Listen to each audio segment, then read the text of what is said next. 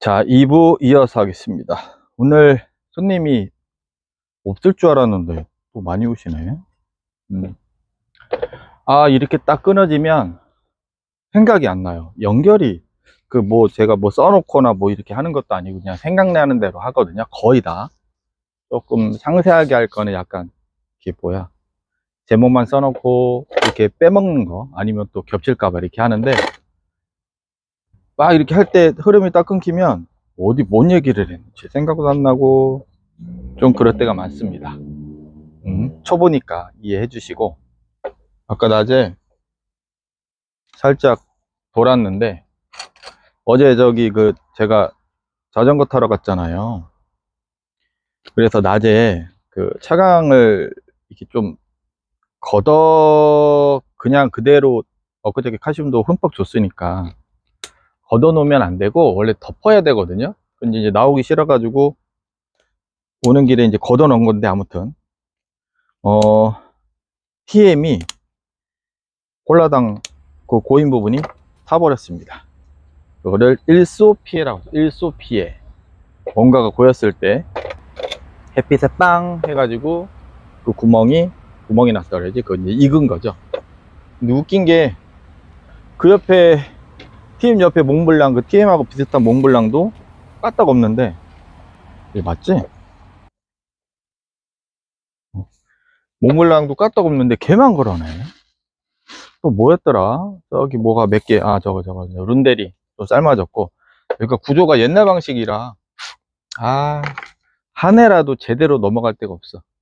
이 뭐 놀러 갔으니까 뭐 놀러 간 값 해야죠. 어쩔 수 없이 그랬습니다. 이맘때도 최근에도 저쪽에 계신 분, 여름에서 지금이 되게 좀 위험해요. 날도 흐린 날도 많았고 차광을 이렇게 하잖아요. 야, 가을이다 해서 확 벗겨놓잖아. 이제 벗겨놓으니까 스킨이, 피부가 약하다고요. 얘가 피부가 약해요. 야들야들하지. 물이라든가 뭐 약이라든가 뭐 이렇게 딱 닿았을 때, 고였을 때 내 눈에는 말랐다고 생각을 하지만 그 부분이 햇빛에 딱 맞으면은 이렇게 데쳐질 수도 있고, 그 다음에 아까 저기 그 위에 거기도 농약 M 머시기 그거를 쳤는데, 제가 봤을 때는 농도장애 같은데, 아무튼 적정 농도는 하셨대요. 하지만 패턴을 보니까 농도장애 같은데, 아무튼 뭐 본인은 적정하게 하셨다고 하니, 그러니까 그게 이제 금땡이 테두리 두루루루루 반점이 따다다다닥, 화상하고는 좀 달라요. 반점이 이렇게 수포처럼 이렇게 일어나, 잎에 탁탁탁탁탁 일어났어. 농도가 좀 진한 상태에서 그런 현상이 많기도 하고, 그 다음에 금이다 보니까 차광 좀 이렇게 했겠죠. 벗기고 약을 딱 쳤는데 이렇게 문제가 되는 경우도 있고. 그래서 요맘때는 햇빛 훈련 좀 시키고, 그게 아니다 싶으면 그늘을 계속 덮어놓고 하는 게 요령입니다. 올해도 또 실패했어. 해마다 그래, 해마다. 뭐 하우스 탓 하는 건데 본인 무지이지 뭐. 아무튼 그랬습니다. 아까 이어서 똑같아요. 저기 깔만 깔고 붉은 마사 넣고, 그 다음에 이번 배합토를 넣고 보시면, 저는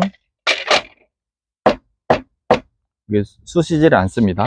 여러 가지 이유가 있는데, 일단 아까도 말씀드렸지만, 여러분들이 이렇게 보통 여러분들이 이제 자재에 있어서 오해하는 게 몇 가지가 있어요. 몇 가지가 있는데, 뭐 상토는 뭐 통기성이 떨어진다, 맞는 말이기도 하고 틀린 말이기도 하죠. 그 다음 피트모스도 마찬가지. 피트모스가 해외에서 들어올 때, 재배를 해서 식물이 특히 유럽에서 들어올 때 꽉 쪄들어서 와요. 그러다 보니까 피트모스는 물 빠짐이 안 좋다, 뭐 그런 이미지도 있어요. 게다가 또 딱딱하게 굳으면 이게 뜯기지도 않아. 그래서 항상 우리는 상호 보완, 이게 떨어지면 이걸로 보충하고, 그런 거를 이제 하는 건데, 얘네들이 섬유질이거든요. 상토도 마찬가지고 섬유질이잖아요. 상토의 주 성분은 코코피트, 피트모스가 아닙니다. 상토의 주 성분은 코코피트고, 그 중에 일부 10몇 프로 정도가 피트모스가 들어가 있고, 피트모스는 그냥 피트모스예요. 물론 피트모스 제조사에 따라서 뭐 다른 불순물이 들어갈 수도 있고 뭐 펄라이트가 섞여 있는 것도 있는데 저희 기준에서는 피트모스만 사용합니다. 그러다 보니 피트모스 자체가 코코피트도 마찬가지고 섬유질이잖아요. 섬유질. 그러니까 아까도 손님 오셔서 말씀드리다가 수세미는 그 섬유질 덩어리 공극이 눈에 보이지만 피트모스나 코코피트 같은 경우는 눈에 보이진 않지만 미세한 공극으로 이루어져 있고, 그 다음에 아까도 말씀드렸지만 저희가 해면 처리를 할 때 으깨는 방식이 아니라 결을 살린다고 그랬죠. 그 하나하나 결 입자를. 그렇기 때문에 쑤셔서 이거를 분갈이를 이렇게 하면 제가 가끔 일어날 거예요. 아직 적응이 여기가 조금 안 되네. 이렇게 해버리면 어찌 될까요? 결이 하나하나 이렇게 살아있던 게, 공극이 이렇게 떼알 구조로 있던 게, 이런 식으로 얼기설기 떼알 구조로 있던 게 눌려버리죠. 그러면 여기서 뭉개져 버리지. 말 그대로 차곡차곡 쌓인 게 얼기설기 있는 게 아니라 툭툭툭. 그러니까 당연히 통기성도 떨어지고 물 빠짐도 안 좋고. 그렇죠. 이해되시죠? 그러면서 나는 통기성을 위해서 심는 거야 하면서 행동은 반대로 하는 경우가 사실 있어요. 그 다음에 두 번째, 자 여기서는 그렇게 찍고, 이거 지금 단점만 말씀드리는 거예요. 뭐든지 장점이 있으면 단점이 있어. 저는 그걸 되게 중요하게 생각해요. 아까 참 저기 화분 고를 때 저기 얘기했지. 지금 부여분보다는 예연분을 선택한 이유가 아직 얘가 색깔이 되게 도드라지지 않았기 때문에 약간 부여분에는 좀 심심하고, 아까도 말씀드렸나? 자기 취향이지 뭐가 맞다 아니다의 그 답은 없는 거죠. 정답은. 하지만 우리가 식물을 심으로써 화분은 메인이 아니라 부수적인 거죠. 근데 나는 화분이 중요하면 화분이 메인인 거고, 일반적인 상황에서는 식물이 메인이란 말이에요. 그래서 깔맞춤보다는 서로 보색, 반대되는 거를 했을 때 얘가 더 돋보여. 물론 얘도 돋보이지만 얘도 돋보여요. 이해되시죠? 얘는 노란색, 금색, 붉은색이 어우러져 있고, 현재는 노란기가 좀 더 많죠. 화분은 약간 청록색이라고 해야 되나? 녹색보다는 약간 청색이 섞인, 군청색은 아니고 그런 거라 이렇게 심었을 때 대비가 명확하죠.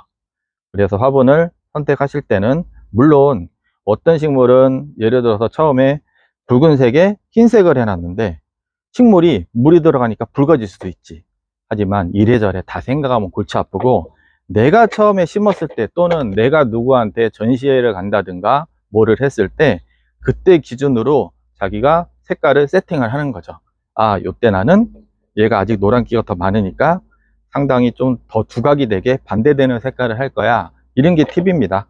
그 다음에 요 복주머니 화분도 선택한 게, 사실은 집에서는 이거보다 더 작은 사이즈를 이렇게 비교하면, 이렇게 비교하면 나오나? 부여분 형태로 추천을 드리기도 해요. 집에서 더 작게. 아까 말씀드렸죠? 정화우세 위로 성장을 하는 그 세력이 너무 강해. 그렇기 때문에 좀 못 자라게 눌러줄 필요도 있거든요. 우리가 커팅이라는 방식 말고 눌러줄 필요가 있기 때문에 화분을 좀 더 작게 쓰는 게 좋습니다. 근데 저는 지금 약간 작게 쓰면 가분수 느낌도 나요. 가분수 느낌도 나고, 저는 하우스에서 재배를 할 거기 때문에 처음에 이거 고민했다가 한치수 조금만 큰 거, 예연분을 선택했습니다. 그래서 흙을 이렇게 넣고, 뿌리도 마찬가지. 여기서 더 정리하느냐 안 하느냐는 선택의 문제이고, 여기서 제가 자를까 안 자를까도 생각을 해봤는데, 이렇게 되면은 화분이 지금 뿌리가 한 4분의 1 정도 차지하는 것 같아요. 그래서 여기에서 조금 더 커팅을 하겠습니다. 커팅을 할 땐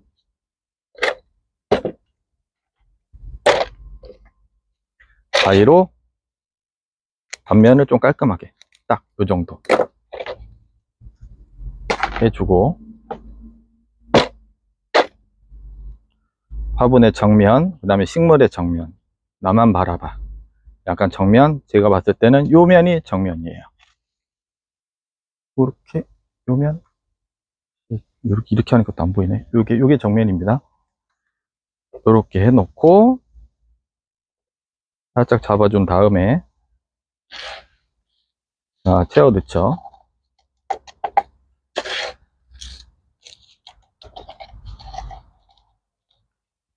엊그제 저기 금땡이 설명하다가 어느 분이 댓글로 흙을 따로 씁니까? 라고 질문하셨을 때 저는 따로 쓰지 않는다고 말씀을 드렸습니다. 특별한 이유는 없고 뭐 전용흙 하지만 사실 식물 기준에 맞춰서만 행하면 되는 거거든요.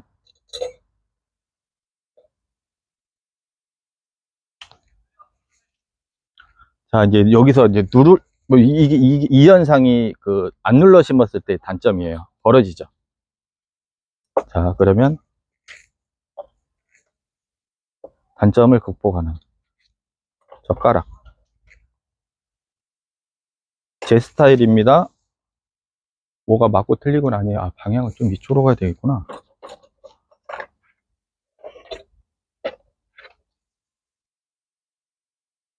자, 이렇게 쑤시지 않는 거, 그 이유. 첫 번째, 아까도 말씀드렸지만 때알 구조, 공기도 많이 확보가 되고 물도 잘 빠지고 그런 구조에서 벗어나지 않게 하기 위함이고, 두 번째는 뿌리 손상을 최소화. 지금 뿌리가 들어갔죠. 여기에서 제가 이렇게 팍팍팍 쑤시면, 식물은 뭐 마찬가지고 다육 식물이 특히 뿌리가 되게, 뿌리에서 생기는 병이 상당히 많거든요. 그렇기 때문에 뿌리의 손상을 최소화. 이미 다 긁어놓고 스트레스를 받았는데 그 상태에서 또 모기, 그 상태에서 또 이렇게 한다면 또 씹혀질 거 아니에요. 그러면 또 역효과가 나겠죠. 물론 야, 그렇게 해서 뭐 다 죽어, 그런 건 아니에요. 하지만 우리가 키우는 목적은 서울대를 가는 만 가지의 방법이 있어서 효율적인 방법을 찾고자 하는 거죠. 제가 말씀드리는 건 이래나 저래나 만 가지 방법이 있지만 그 중에서 손실이 적고 안전하고 또 빠르게 할 수도 있고, 그 방법을 선택을 하는 겁니다. 아, 나는 그래도 좀 지지가 너무 안 되면 너무 잘 움직여. 그럴 경우에는 이렇게 딱 잡고 테두리만 눌러주는 거예요. 이렇게 옆에 테두리만 눌러줌으로써 살짝 누르면은 흙이 안으로 밀리죠. 천천히. 그럼 뿌리 손상을 최소화하고 흙이 안으로 좀 약간 다져지는 역할을 하기 때문에 아무래도 고정이 좀 되죠. 하지만 이렇게 흙으로 이렇게 살짝 눌러준다고 해도 이런 줄기가 있는 형태는 어차피 쓰러지게 돼 있어요. 그래서 이렇게 잡고 여기서 이제 젓가락을 씁니다. 이거는 뭐 다이소 가도 있을 거고요. 제가 사용하는 거는 두꺼운 거라, 되게 두꺼운 건 아닌데 두꺼운 거라 벤치로 잘 안 잘려. 이거 저기로 잘라야 돼. 그 뭐죠? 화면 움직였으냐? 그 뭐지 그거? 커터기로 잘라야 돼. 커터기로 잘라서 모양을 딱 잡아주는데, 또 너무 길면 이거 꼴보기 싫잖아요. 그렇죠? 꼴보기 싫으니까 조금 앞으로 와야 되는데.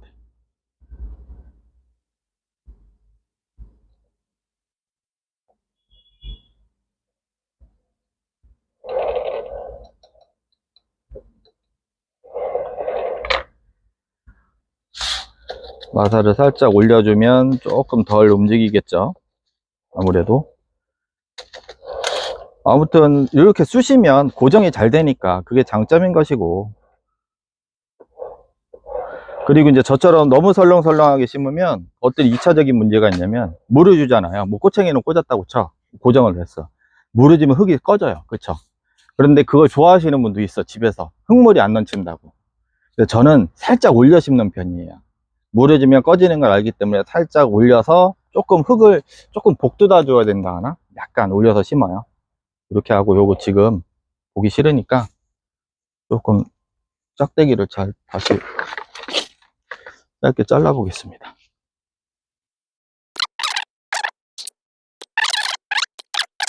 다시 깔끔하게 합시다. 이렇게 잡아 놓고 다시 이렇게 잡아 놓고 하나 둘 셋 이 정도만 치고 호챙이로 이렇게 하나 둘 어디 갔냐? 응?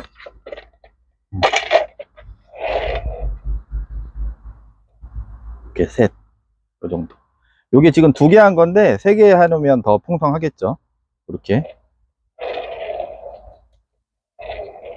그래서 아무튼 여기를 너무 나 불안해 그러면 살짝만 옆에만 이렇게 살짝만 눌러줍니다. 이렇게 하면 이제 지금 이렇게 한 분갈이의 장점은 뿌리 손상을 최소화했고 그 다음에 흙이 다져지지 않고요. 그러니까 공극이 살아있죠. 공극이 살아있고 당연히 공극이 살아있으니까 뿌리의 손상도 최소화했으니까 뿌리뻗은 더 빨라지겠죠. 완전히 고정을 하는데 사실은 이 정도도 한 5, 6개월 정도도 필요해요. 뿌리가 이렇게 차서 지가 스스로 지탱할 수 있처럼 밀어내야 되니까.